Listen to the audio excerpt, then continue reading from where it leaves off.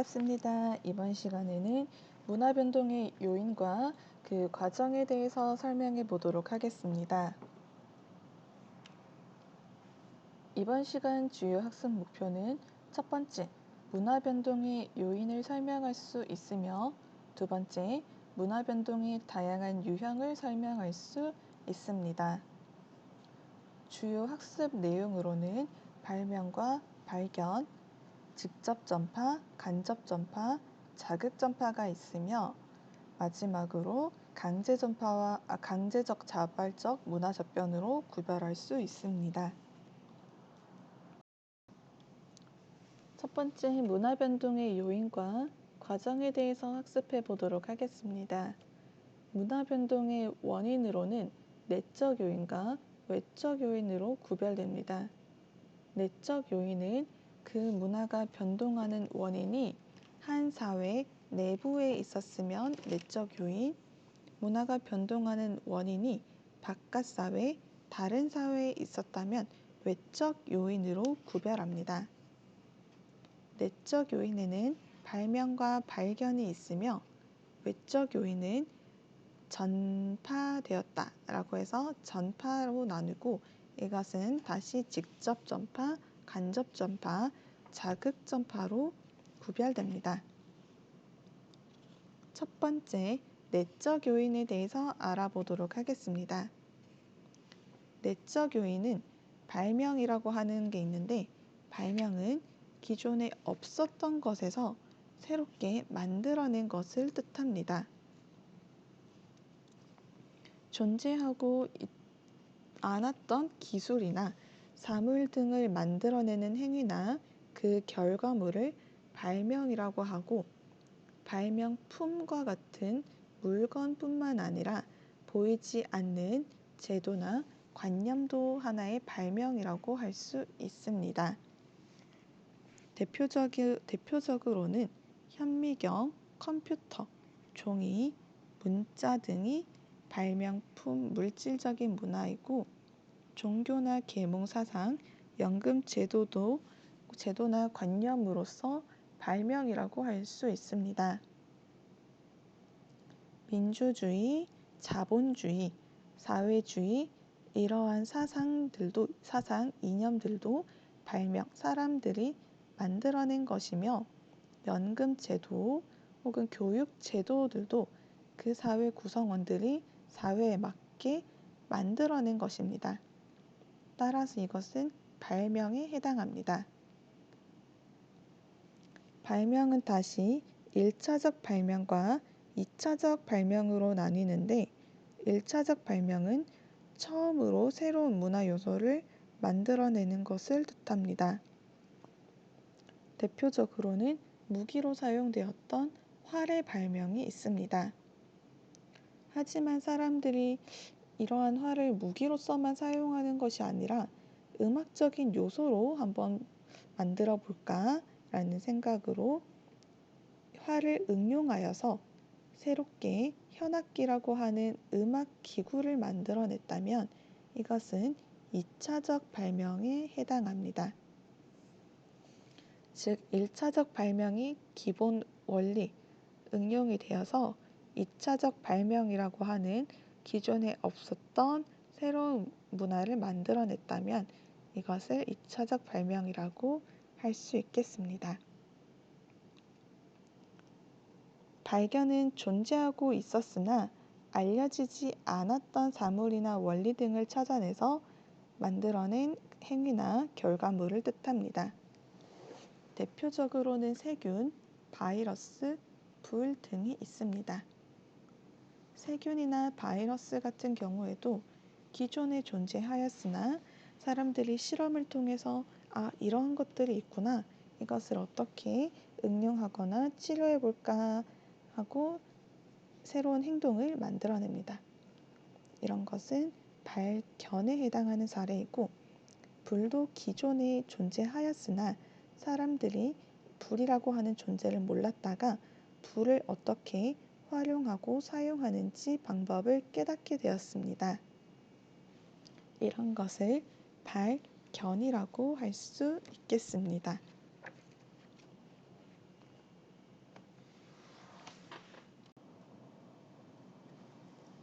두 번째 외적 요인으로는 전파를 들 수 있습니다.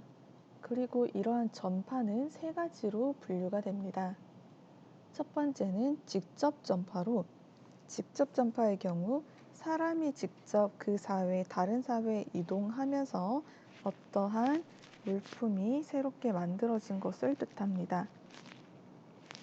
전쟁이나 정복, 식민 지배, 선교를 통해서 사람이 다른 나라로 이동해서 물품, 제도 이런 것 등을 전수하는 것에서 직접 전파가 일어났다고 할 수 있습니다. 두 번째는 간접 전파입니다. 간접 전파는 사람이 아닌 인쇄물이나 TV, 인터넷과 같은 매개체를 통해서 전파되는 것을 뜻합니다.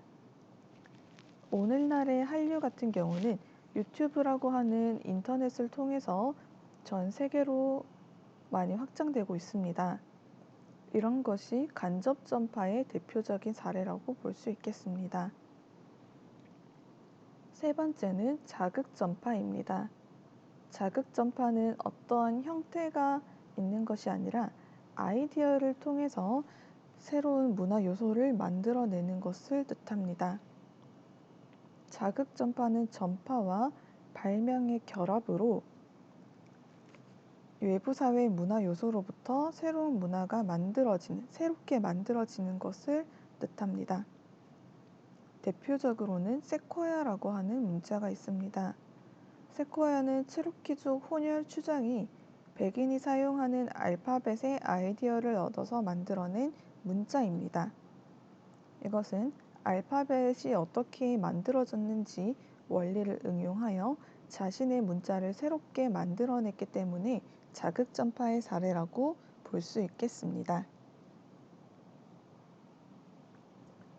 다음으로는 문화 변동의 과정에서 어떻게 일어나는지 알아보도록 하겠습니다. 문화 변동이 일어나는 과정에서 스스로 그 사회에서 자발적으로 받아들인 경우 자발적 문화적 변, 혹은 원하지 않았음에도 불구하고 억지로 받아들였다면 강제적 문화적 변이 일어났다고 합니다. 먼저 강제적 문화적 변의 경우에는 전쟁이나 식민 지배 등을 통해서 강제적으로 외부의 압력에 의해서 나타나는 문화 변동을 뜻합니다. 대표적으로는 일제강점기 시대에 창씨개명이라는 것을 통해서 우리나라에서 쓰이던 어떠한 문화 요소를 버리고 일본이라고 하는 문화 요소를 강제로 따랐습니다. 이런 것을 강제적 문화적 변의 사례라고 볼 수 있겠고, 그냥 강제적으로 당하고 있지만 않고 거부를 하거나 복구 운동이 발생할 수도 있습니다. 거부 운동을 통해서 우리나라의 일제강점기에는 항일 운동을 전개했으며, 복구 운동의 경우에는 과거로 돌아가는 것을 뜻합니다. 즉, 새로운 문화 요소가 아니라 기존에 있는 전통적인 문화 요소로 복귀하려고 하는 움직임을 뜻합니다. 다음으로는 자발적 문화적 변이 있습니다. 자발적 문화적 변은 어떠한 억압관계에 있지 않은 국가가 지속적으로 접촉하면서 자연스럽게 문화가 변동하는 현상을 뜻합니다. 대표적으로는 고종이 커피라고 하는 외국의 음료를 마시고 자발적으로 스스로 받아들였다면 이것은 자발적 문화적 변이라고 볼 수 있겠습니다. 강제적 문화적 변이든 자발적 문화적 변이든 중요한 것은 그 문화를 받아들이는 국가의 사람들의 의지가 중요하다는 점입니다.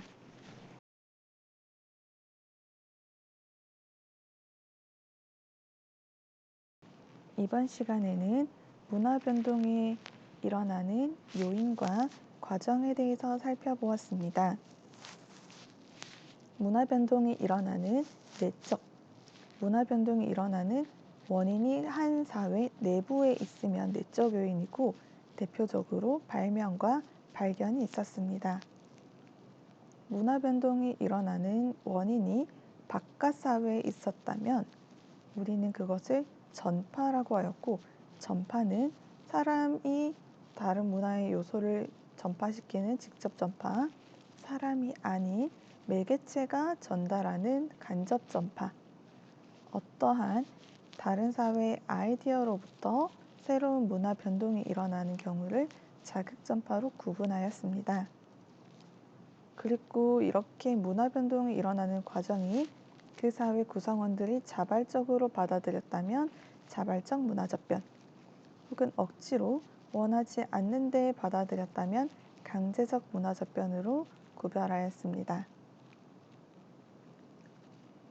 이번 시간은 여기까지입니다. 지금까지 배운 내용 잘 정리해서 여러분의 지식으로 소화시키면 좋겠습니다.